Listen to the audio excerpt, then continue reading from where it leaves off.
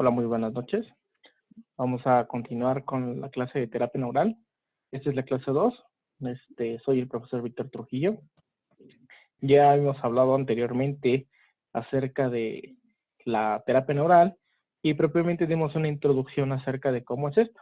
Recordamos que vamos a utilizar en este caso dos anestésicos locales, que es principalmente el anestésico local procaína, que es un éster, y la lidocaína, que es una amida. Entonces vamos a diluir. Al diluirlo vamos a trabajar con porcentajes del 0.7 propiamente, y en el caso de la procaína, y 0.0375% en el caso de la lidocaína. Vamos a seguir hablando. El día de hoy vamos a continuar con un poco de la historia y de aquellos autores que hemos citado en la clase anterior, como fue Speransky, como fue Riget, como fue Hunek, que es propiamente los que se conocen como como los personajes que se adjudican o se les dio los padres de la terapia neural. Vamos a continuar, ¿de acuerdo? Entonces, tomamos en cuenta que la terapia neural está ligada con el doctor Speransky. Mencionamos la clase pasada en varias ocasiones a estos autores. En este momento vamos a tomar en cuenta. Tengo un poquito de lastimada la garganta por mucha tierra que hay por aquí, por donde vivo, así que no se preocupen. Bueno, el doctor Speransky, considerado como el fundador de lo que se conoce como la patología neural. Propiamente ya les había hablado también de el doctor Pavlov. El doctor Pavlov, ya previamente a los hermanos Hunek, ya había desarrollado acerca de la terapia neural, pero en el caso de Speransky, también él contribuyó a esta técnica muy buena para el tratamiento. Entonces, el doctor Speransky demuestra la participación del sistema nervioso en la gestación y la evolución de todas las patologías. El sistema neural, propiamente, que es sistema nervioso, controla las reacciones metabólicas de cada célula y de cada órgano, demostrando que el estrés actúa afectando la salud y el hombre moderno. Entonces, si nosotros ponemos en cuenta este aspecto, vamos a recordar que les mencioné en la clase pasada que el sistema nervioso era muy, muy importante dentro de la terapia neural. Esto quiere decir que yo, al poner una pápula en cierto lugar determinado, voy a estar provocando una reacción o un estímulo o una irritación propiamente del sistema nervioso. Es muy importante que para nosotros, dentro de la terapia neural, no vamos a dividir al sistema nervioso como coloquialmente estamos acostumbrados a hacerlo, ¿ya? Ya que el sistema nervioso coloquialmente lo estamos acostumbrados a dividirlo como sistema nervioso central, sistema nervioso periférico, y cada uno de ellos va a tener el vegetativo, el autónomo, simpático y parasimpático. Dentro de la terapia neural es de gran importancia que es solo un sistema nervioso, ¿de acuerdo? Entonces quiere decir que yo, al poner una pápula en cierto punto o en cierto lugar, me va a dar la característica o me va a dar el objetivo, la objetividad de estimular el sistema nervioso central o el sistema nervioso propiamente. Les mencioné que vamos a causar un estímulo irritativo. Al hablar de estímulos irritativos no quiere decir que voy a lastimar el sistema nervioso. Simplemente quiero que haya un intercambio de polaridad. Esto me lo está sustentando el doctor Speransky. Speransky define a la enfermedad como una respuesta del organismo a un estímulo bajo el predominio de una pauta del sistema nervioso. Quiere decir entonces Speransky, dentro de su postulado, él sugiere y comenta que una enfermedad va a ser la respuesta a una alteración o un estímulo en algún lugar diferente al que ya está pautado. Vamos a poner un ejemplo. Normalmente decimos, ok, les mencioné el otro día, la clase anterior, que el doctor Ferdinand Huneck describe en su libro, El fenómeno en segundos, que la paciente con el dolor de hombro que tenía constantemente no podría mejorar. Después de algún tiempo regresa y la paciente dice que ya que no le ayudó en el problema que tenía de hombro, quiere que le ayude en el problema que tiene de una osteomielitis antigua, de hace muchos años, no menciona cuántos años, ¿de acuerdo? Entonces, el doctor Huneck decide infiltrar procaína en la osteomielitis, debajo de la rodilla, propiamente la tibia, y el dolor de hombro desaparece. Entonces, ahí es donde nosotros podríamos introducir a Speransky, donde me dice que cualquier alteración en el sistema nervioso va a dar una respuesta al sistema nervioso, en este caso pautando o provocando una enfermedad. ¿De acuerdo?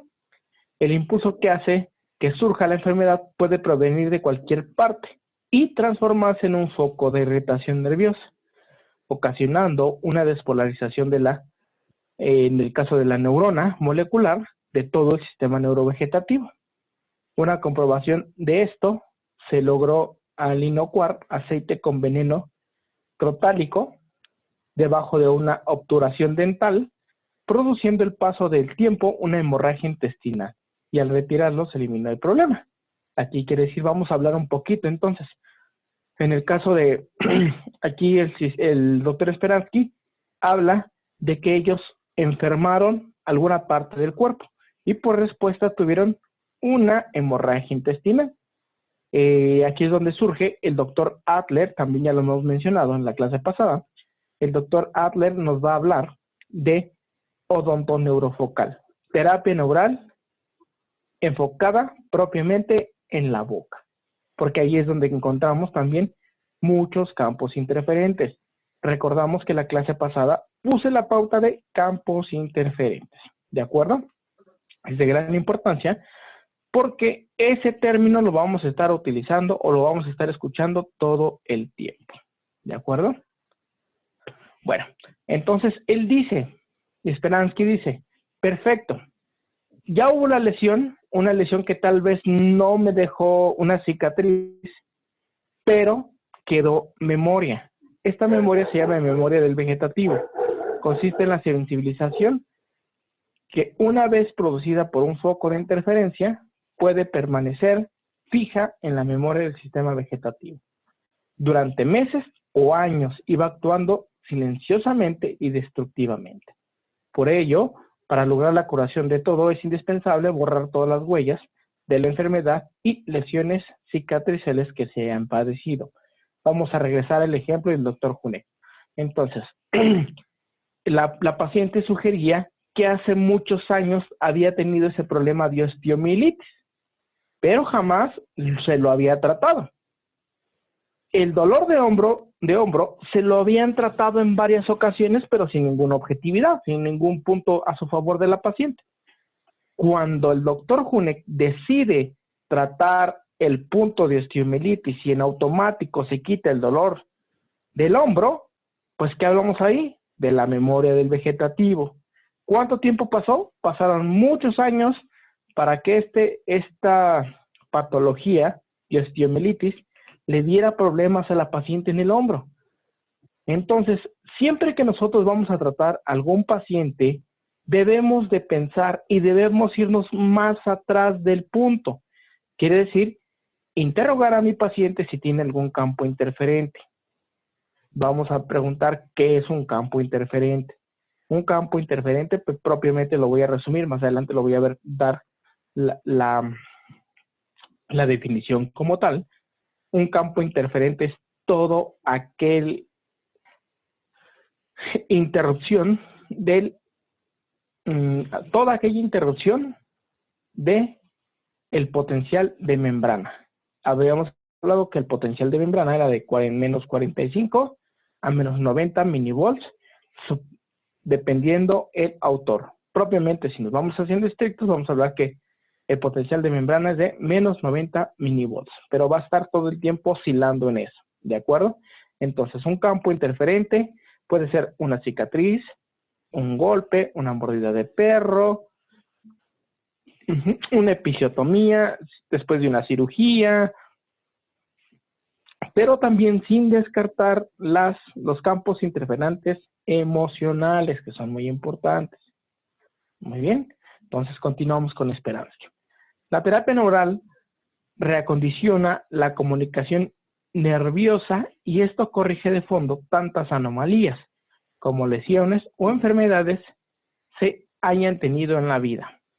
Ya versado en la técnica, en 1941, Hunek observó algo tan sorprendente que puso en duda todas las concepciones acerca de tantas enfermedades. ¿Qué fue esto?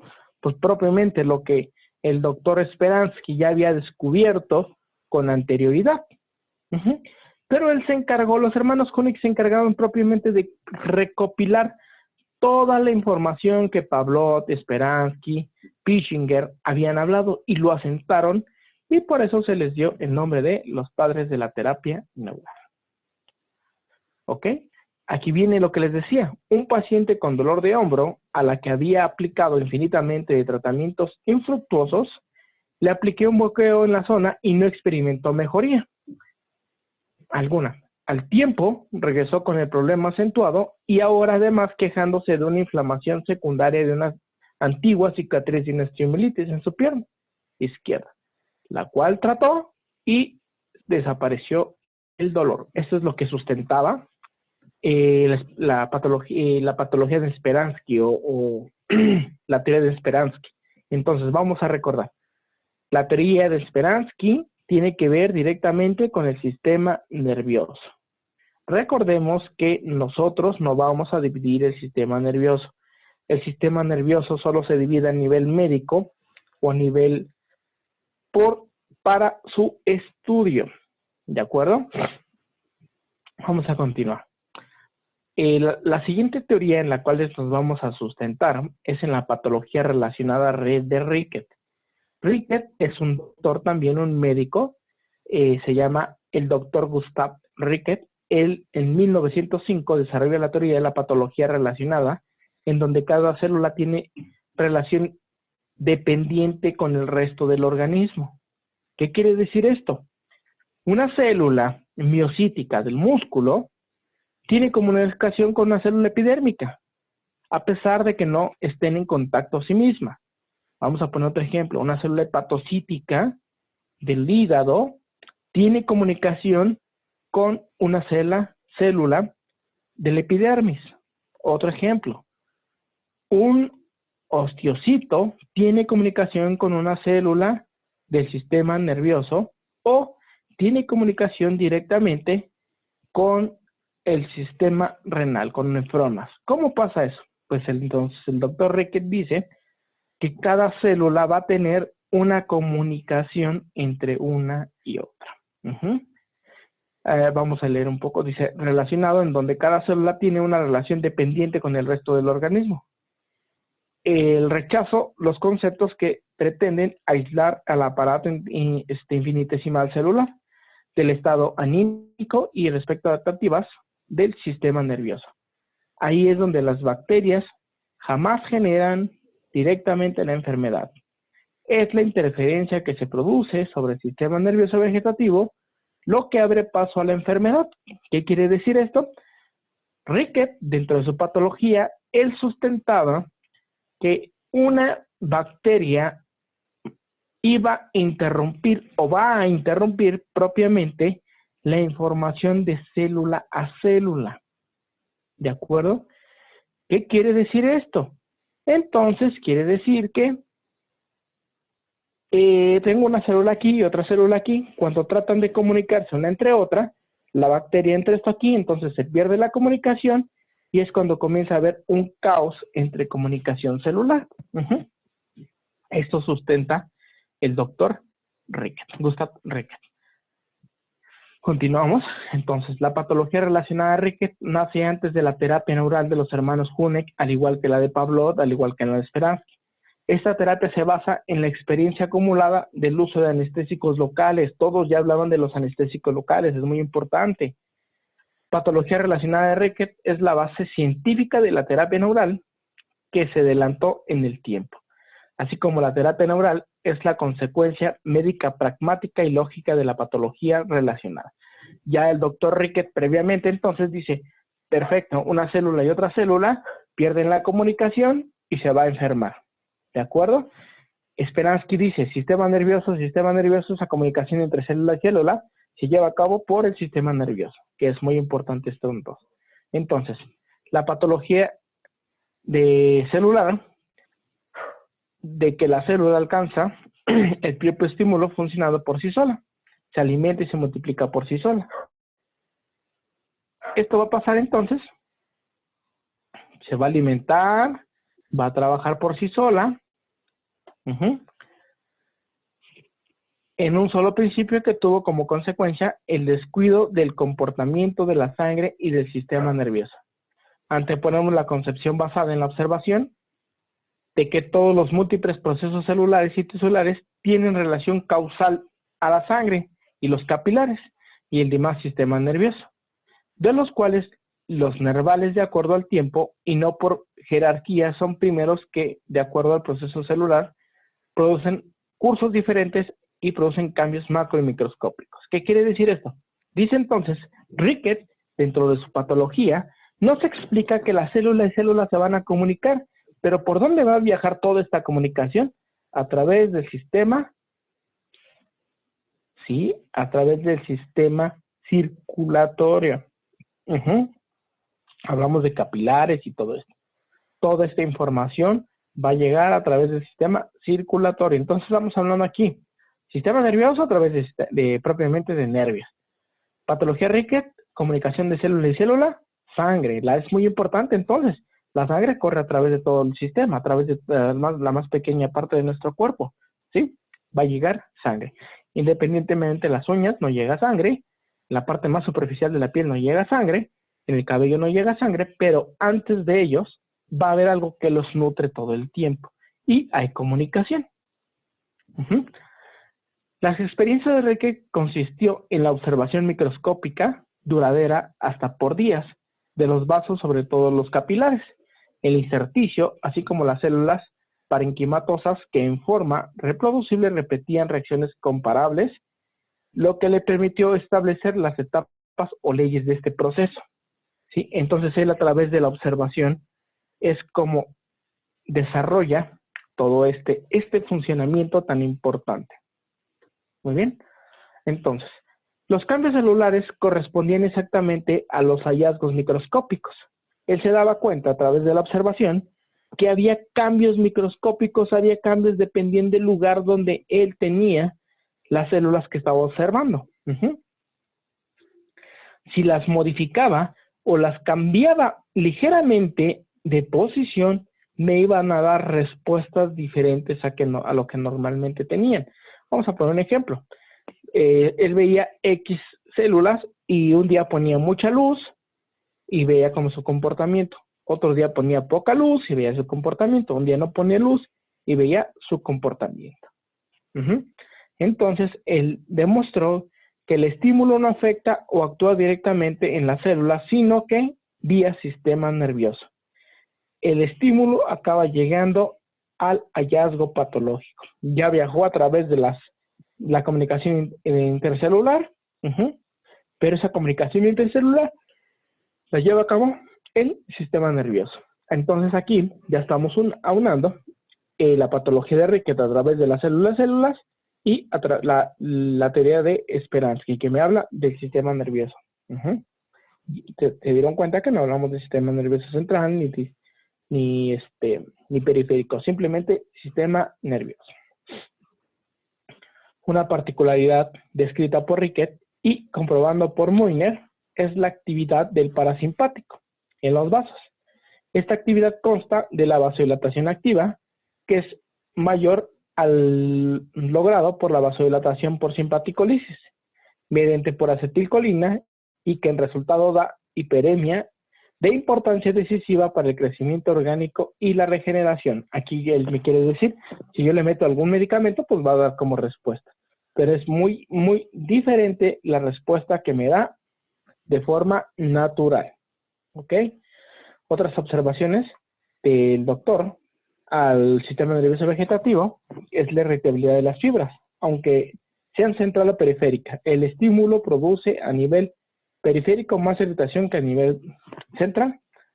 Todas las consecuencias de los vasos, la velocidad de flujo del intestino y del parenquima. Vamos a recordar que hay fibras de conducción rápida y fibras de conducción lenta. Un ejemplo es el proceso del aumento de la masa muscular. Esto es muy importante. Esto se llama en los deportistas, ¿ok? No sé si ustedes han estado en contacto. Aquel deportista que deja de tener actividad física, automáticamente sus músculos van a dejar de tener la misma, van a dejar de tener volumen que tenían. Van a comenzar a ser flácidos y a perder ese tono. Eso se llama hiperplasia orgánica por repetición de carga continua, ¿sí? Y ahora viene la Rickett diferencia entonces en esta hiperplasia que habíamos comentado que se llama hiperplasia orgánica por repetición a la hiperplasia por superfusión. Esta hiperplasia por superfusión se va a dar de forma natural. Por decir, la hiperplasia sin perfusión, como sucede en la hiperplasia de la glándula mamaria. ¿Qué pasa en la glándula mamaria de la pubertad de la mujer?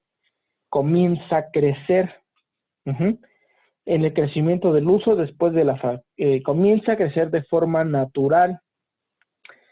Pero eso no quiere decir que si la paciente, o más bien la mujer, deja de hacer ejercicio o deja de crecer, las mamas se van a absorber. No pasa esto. Simplemente las mamas van a estar a su tamaño, empiezan a perder tejido después de un tiempo o comienzan a perder tono, pero es propiamente por otras cuestiones. A lo que se refiere Rickett es cuando algo crece de forma natural, mucho tiempo va a estar, pero algo se acentúa o aparece cuando nosotros damos el estímulo, va a desaparecer en algún tiempo. Muy bien, entonces él lo divide en diferentes etapas. La primera etapa se llama la etapa de hiperemia verdadera. Quiere decir que la primera etapa de irritación del sistema nervioso peribasal lleva a una dilatación persistente del segmento del vaso, que recibe el estímulo con su capilar con el resultado de una hiperemia verdadera, o sea, un aumento de flujo. Siempre va a haber un aumento de flujo. Cuando yo pongo terapia neural, va a haber una hiperemia verdadera. Tiene que ponerse de color rojo. La segunda etapa es la etapa de isquemia. La etapa de isquemia son los estímulos mediados, producen por irritación de la vasoconstricción, o sea, ya hubo una vasodilatación, después viene una vasodilatación, donde se cierran los vasos, una disminución en el calibre de las arterias, de los capilares, que son más pequeños, desde el sitio de estímulo hacia la periferia. De ahí que disminuye el flujo de este segmento, arterial, capilar y venoso. Esto me va a causar un aumento ligero del estímulo, se presenta una oclusión de la arteria capilar con un paro del flujo arteriovenoso. Después viene la etapa del éxtasis. Ya se puso rojo, ya se cerró y después ¡pum! Vuelve a abrir de forma rápida. Esto es por respuestas del sistema nervioso. Principalmente el sistema nervioso simpático. ¿Sí? De este sitio el estímulo hacia la periferia la activa, la vasoconstricción, ya no responde a la adrenalina, la intensidad del estímulo es ligeramente superficial al que produce la isquemia, los vasodilataciones que responden todavía llevan a una vasodilatación hasta que estos, por estímulo intenso, dejan de responder. Rickett observó una forma de reacción decisiva. Decía que la terapia neural entonces estimulaba el sistema nervioso, ¿sí? Todo el tiempo la terapia neural estimulaba el sistema nervioso. Hacía que toda esta patología, el éxtasis, toda la patología de la isquemia y todo esto se diera de forma más rápida. Entonces se estimulaba para que hubiera una reorganización del sistema. Entonces, quiere decir que La terapia neural va a estimular al sistema nervioso vegetativo, por respuesta va a estimular al sistema sanguíneo, por respuesta va a estimular a la célula, dando como objetivo la, valga la redundancia, la respuesta o la reorganización del potencial de membrana. Aquí él me hablaba entonces de focos irritativos o de campos interferentes. Ya les hice mención hace un rato. Un campo interferente es un mosco. Un campo interferente es una cicatriz. Entonces, ¿qué es un foco irritativo? Vamos a poner un ejemplo muy pragmático, un ejemplo fácil. Un diente. Un diente cuando tiene una caries, ese es un campo interferente. Pero resulta que ese diente está demasiado lastimado y el médico odontólogo decide retirarlo. Pensaríamos, ya no está el campo interferente. Y si realmente ya no está el campo interferente, el diente que estaba podrido, estaba lastimado, ya no tenía funcionalidad, lo retiraste. Pero, como anteriormente habíamos hablado de Speransky, que dice que tiene memoria el vegetativo, entonces quiere decir que ya no tienes ese diente, ya no tienes el campo interferente, pero tienes el foco irritativo.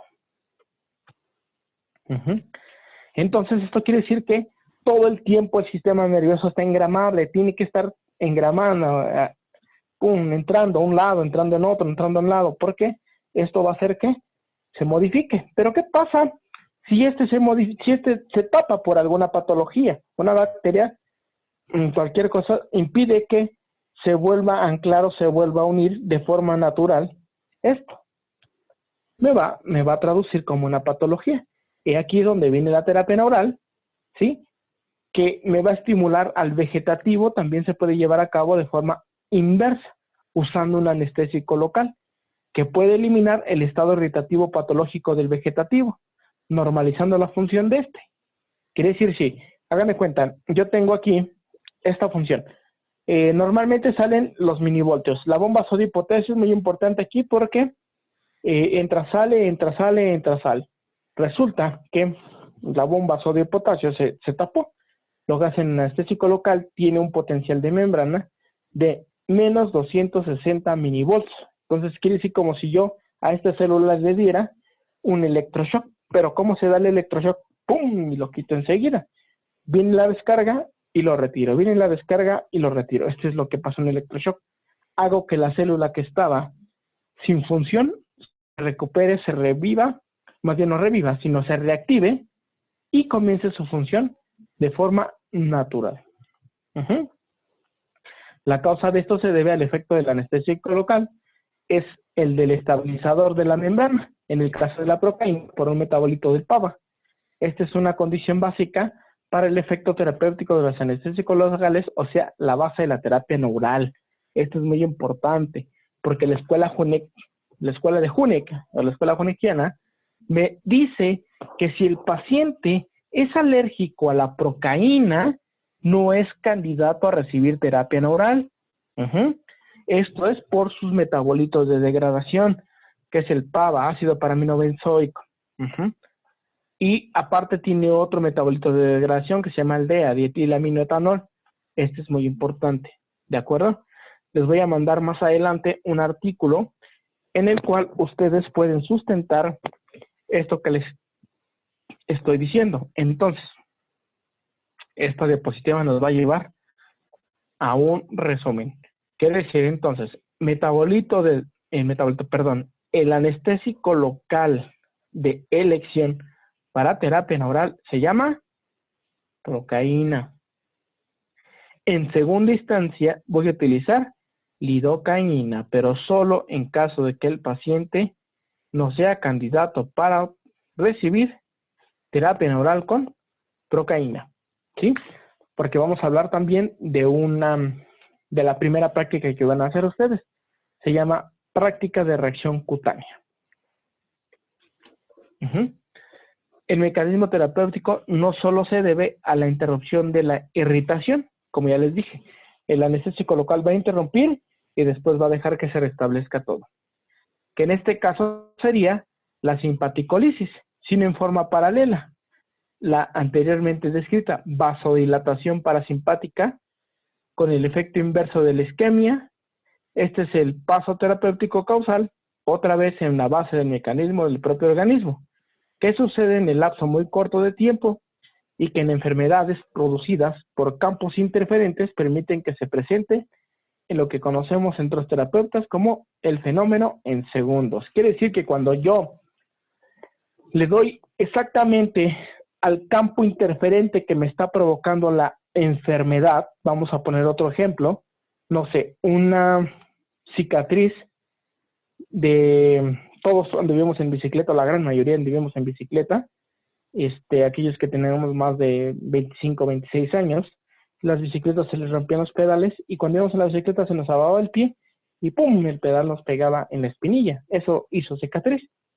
Resulta que hace muchos años me tuve una cicatriz en la espinilla, en la parte interior de la tibia, y a partir de 10 años después de eso, el paciente sufre migrañas constantemente, migraña y le dan medicamentos y no mejora.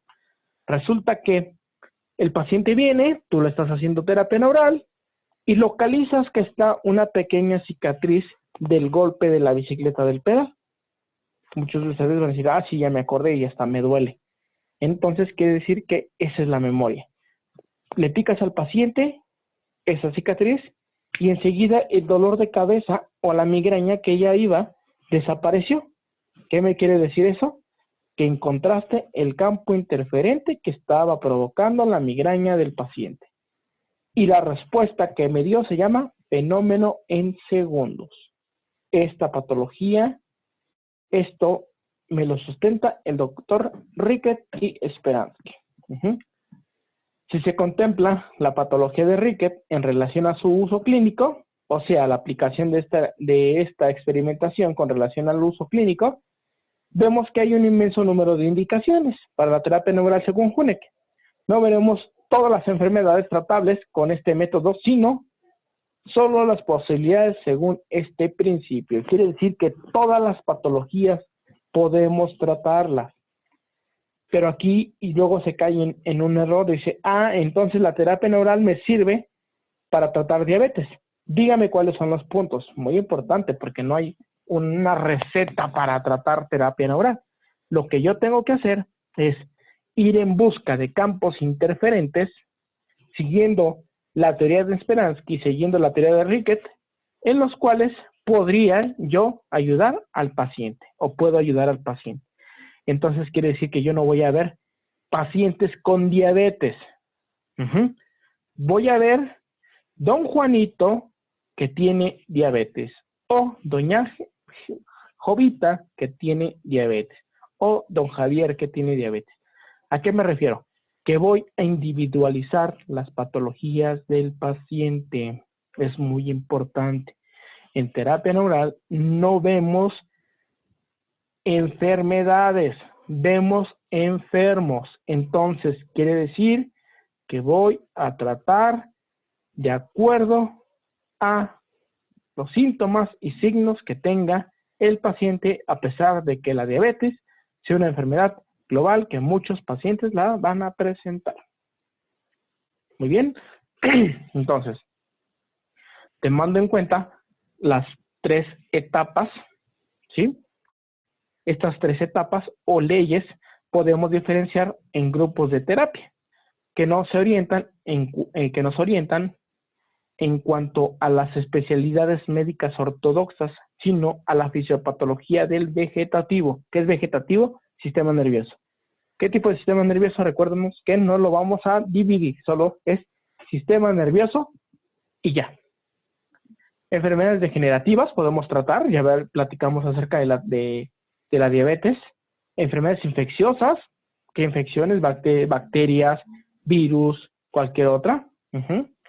Enfermedades con el sistema cardinal dolor, combinaciones de las anteriores y bloqueos de la regulación por campos de interferencia.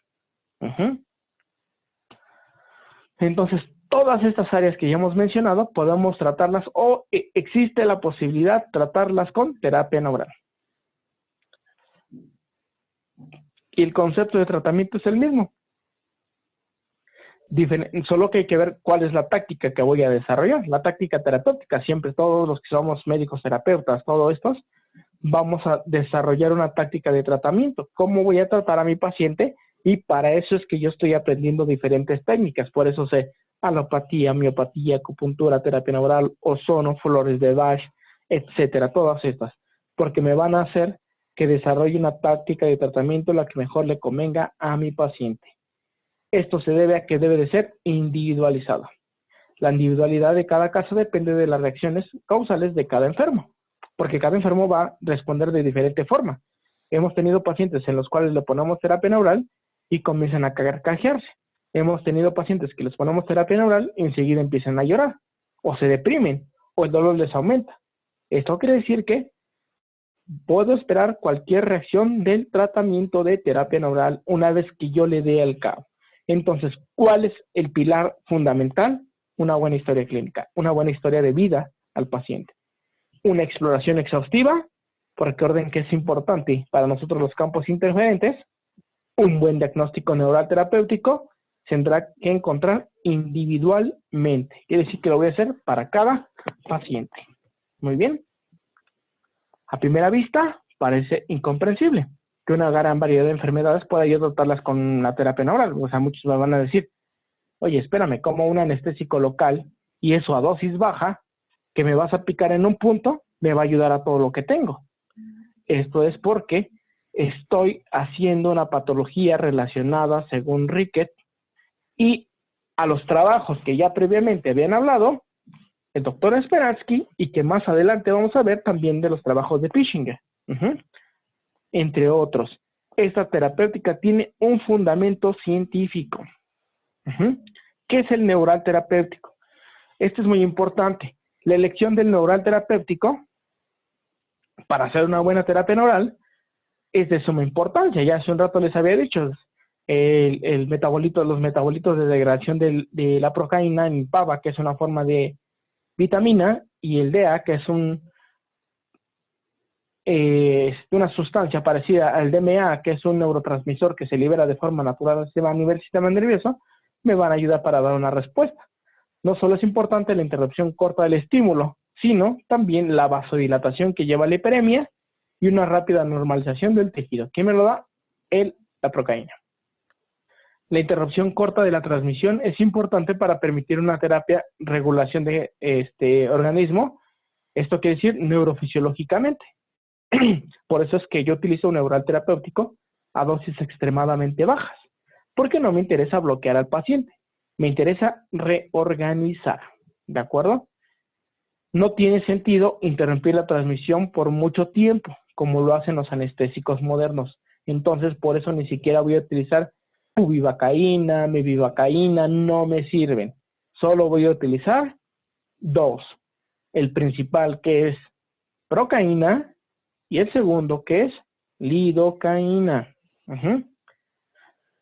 Las cualidades se encuentran representadas en forma óptima. La procaína al 0.7 o al 1%, como lo menciona la escuela Hunek, para nosotros 0.7 es la ideal. Hemos encontrado muy buenos resultados, la cual en poco tiempo se va a metabolizar, como les había dicho, y en dietilamina etanol y ácido paraminobenzoico, que es el PABA y el DEA. Estas las características que tienen también me van a estabilizar la membrana e hipermeabilizan los vasos. Otra vez vemos que los resultados experimentales de Rickett se traducen en forma clínica óptima con la procaína, en este caso de primera elección, y la lidocaína en segunda elección. Pero vamos a recordar siempre, procaína de primera elección. Pero siempre no se nos pase. Cada que vamos a tratar con cualquier paciente, vamos a hacer una prueba de reacción cutánea. Entonces parece que el sistema nervioso cuenta con una clase de memoria para el estímulos patológicos, los cuales podemos borrar mediante la terapia neural. Hace un rato lo habíamos comentado con el problema de osteomielitis de la paciente, o con el problema del paciente de diente. Quiere decir que esa memoria que tiene el sistema nervioso, yo la puedo borrar con terapia neural. ¿Cómo? A través de nuevos estímulos. Ustedes saben que si tú te quieres quitar un mal hábito, ¿cómo te vas a quitar ese mal hábito? Pues sustituyendo por nuevos estímulos. Este pensamiento que tienes, lo elimino y pongo uno nuevo. También puede ser parte de lo que es la programación neurolingüística. Y entonces seguimos nosotros. Aquí viene entonces, ya hablamos, Speranski, patología según Rickett y Pavlov, que fue el fundador. Ahora viene Pischinger. Pischinger es muy importante porque él habla de un sistema básico de Pischinger. ¿Qué entiendo por el sistema básico de Pischinger? Es el sistema de defensa. ¿Dónde viaja el sistema de defensa? Pues donde viajan los ácidos grasos trinos. ¿Dónde viajan? En el intersticio de las células. Si yo me voy a buscar la parte histológica, es bien sencilla. El sistema intersticial o el sistema que se encuentra entre célula y célula va a estar en todas partes del cuerpo. Hace un rato decía Rickett, las células tienen comunicación. Sí, ¿cómo se da la comunicación? Pues tiene que darse por un neurotransmisor. Entonces viene la parte de Speranski, que dice que todo se rige a través del sistema nervioso. Pero no podemos dejar a un lado que si una célula y otra célula en la mitad tienen algo que les interrumpa la comunicación, ¿qué va a pasar? Pues no se va a poder comunicar. Entonces ni la patología de Rickett ni el sistema nervioso de Speranski pueden tener una relación. Entonces aquí viene donde dice Pischinger, perfecto, sí.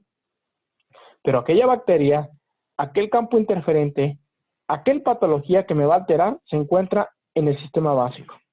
Entonces dice, pues espérame, entonces ahí podría yo explicar por qué un problema que se encuentra en la rodilla puede influenciar en la cabeza, porque el líquido intersticial está en todas partes del cuerpo. Todo el tiempo se va a estar moviendo, ¿sí? Esto es para Alcázar, que propiamente podría yo decir de forma teórica,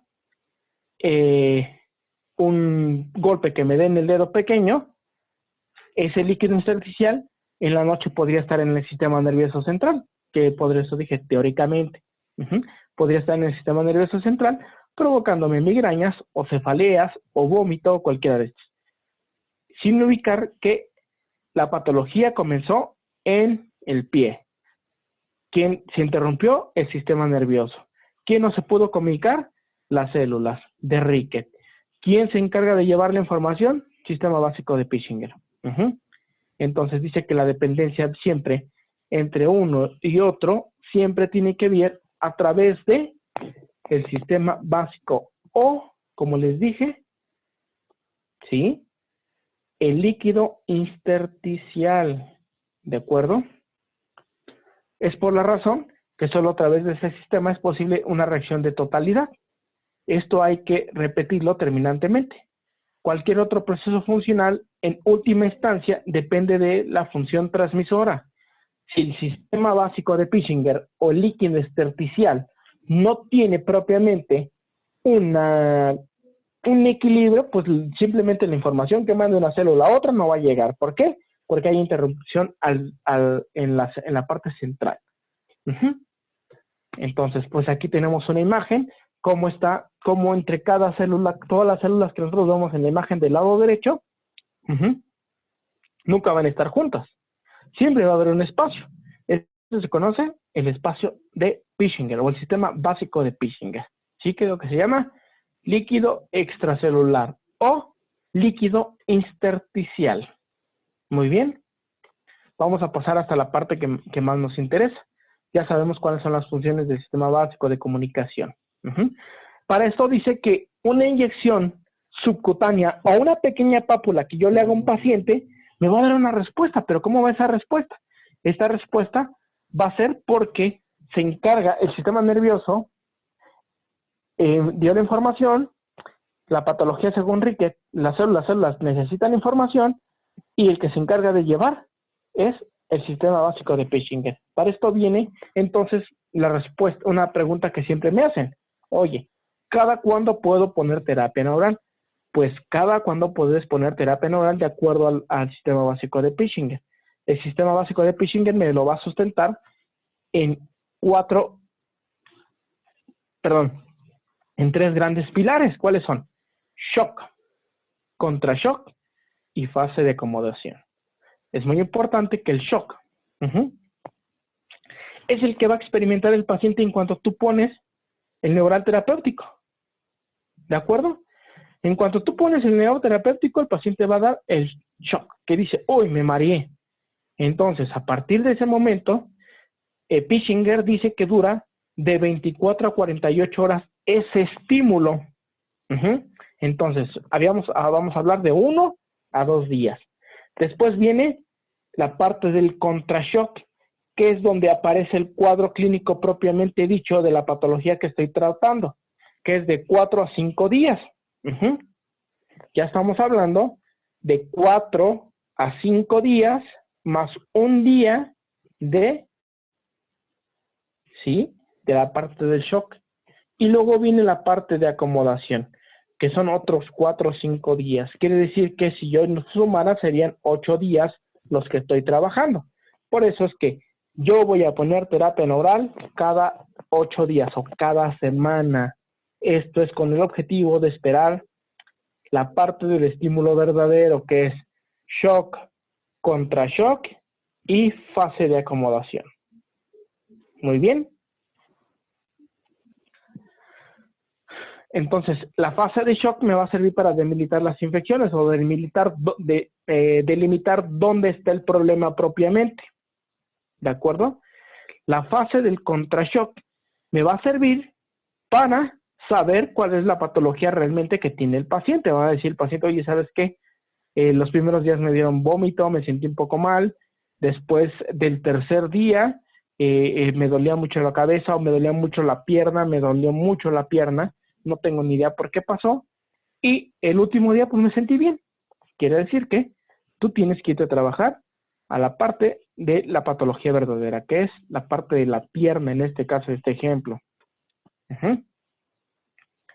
De acuerdo a su topografía, el sistema básico es la primera instancia de defensa. Por eso es que nosotros la vamos a estimular con pápulas. Entonces, quiere decir que para nosotros es de gran importancia que voy a empezar a tratar al paciente con pápulas, posteriormente con segmentos, posteriormente con la parte de dermatomas, después ganglionares, como dice Hunek, y después campos interferentes. En mi caso me gusta hacerlo de esta forma. Pápulas, zona, segmentos, campos interferentes y al último ganglionares, porque es muy importante que el ganglio lo tengo que tocar con mucho cuidado. Entonces, ya hablamos del sistema básico, vamos a hablar de la despolarización de la membrana. La despolarización de una membrana es una disminución del valor absoluto del potencial de membrana de una neurona o de una célula. Sabemos que siempre el potencial de membrana quedamos que va a ser de menos 90 milivolts. Este potencial de membrana es negativo porque cuando viene el intercambio o la bomba sodio-potasio, salen 2 iones de sodio, esa pérdida le va a dar el potencial negativo. 3 iones de sodio, perdón. Al salir 3 iones y entrar 2 de potasio, ese es el que le da la parte de el valor negativo.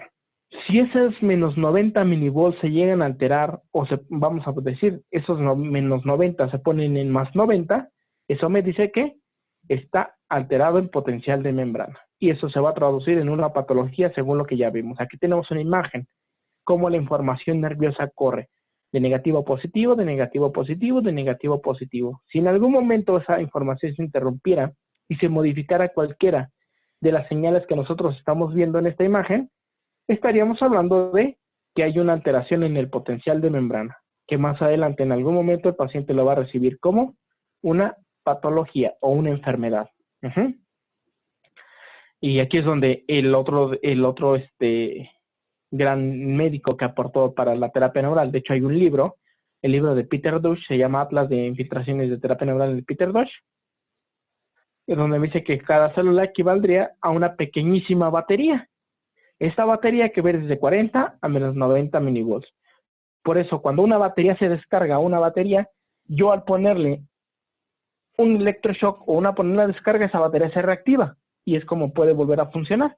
Que eso es lo que hace la terapia neural cuando ustedes la aplican en algún punto estratégico.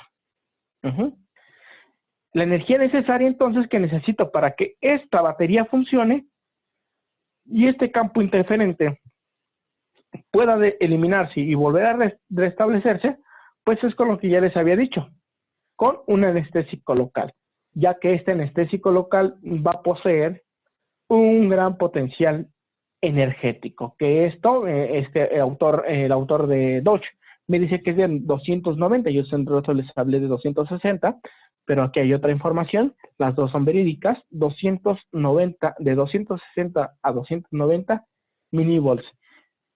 Es el electroshock que le voy a dar, ¡pum!, un pequeño toquecito, como es una concentración baja, hago que se despierte esa célula y comience su funcionalidad. Esto es para que recupere su capacidad de repolarización y sea estable. Muy bien. Entonces, aquí tenemos un artículo que les voy a mandar que me gustaría que lo leyeran. Así lo podemos encontrar en la web, que se llama Lidocaína y Procaína, fármaco neural terapéutico o fármaco para la autorregularización. Esto es un artículo por el doctor Pablo Rubén Cobal, médico especialista argentino, el cual nos va a dar o nos está dando aportaciones acerca de la terapia neural. Muy bien, aquí está la bibliografía donde lo hemos traído y de esta forma terminamos su segunda clase. Muy bien, ¿tienen alguna duda? Ya saben, me la pueden escribir en la plataforma y la cual yo voy a estar revisando y dándoles respuestas. Hasta luego, cuídense.